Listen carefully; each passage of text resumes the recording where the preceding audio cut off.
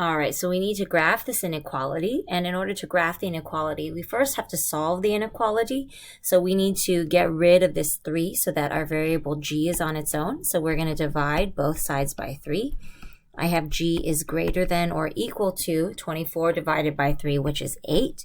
So now I'm going to go ahead and graph my inequality. So I've got my number line, and I need 8 on there, 7, 6, 5, 4, 9, 10, 11, and 12. All right, so I'm going to go ahead and start to graph that inequality. I'm going to go ahead and put a circle at 8, and that's going to be a closed circle because it does have the or equal to option. And then it is greater than, so the numbers that are greater than are on the right side. Also, the greater than symbol points to the right, so I know that I need to go towards the right. So there is the graph for my inequality.